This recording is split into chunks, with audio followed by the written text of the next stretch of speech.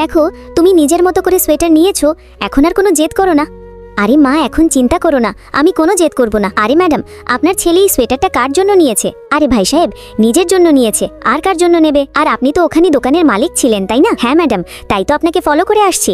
আপনার ছেলে তো ছোট সোয়েটার নিয়েছে। আরে ভাই সাহেব, কি বলছেন? সে তো বলেছে আমি নিজের মাপ অনুযায়ী নিয়েছি। আরে ম্যাডাম, বিশ্বাস হচ্ছে না? নিজে মাপ নিয়ে দেখুন। আরে রাজু, থামো তো। রাজু, সোয়েটারের একটু মাপ দেখাও তো। আরে মা, এটা তো ছোট সোয়েটার এসেছে। আরে হ্যাঁ ভাই সাহেব, আপনি ঠিক বলেছেন, আমার ছেলেটা তো ছোট সোয়েটার নিয়েছে। ম্যাডাম, আমি তো বলেছি আপনার বাড়ি কি ওদিকে আছে?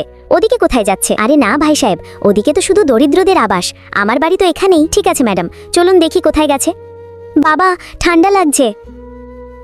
এখন তোমার আর ঠান্ডা লাগবে না, এই নাও সোয়েটার। আরে বেটা, এটা তো সেই সোয়েটার।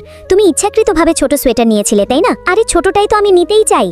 মা, এখন আমি খুশি। ঠিক আছে ভাই সাহেব, এটাকেই প্যাক করে দিন। ঠিক ধরেছেন আঙ্কেল। এই ছবিটাকে সুন্দর মনে করলে ভিডিওতে লাইক করে চ্যানেলটাকে সাবস্ক্রাইব করো, এরপরে আল্লাহ লিখো।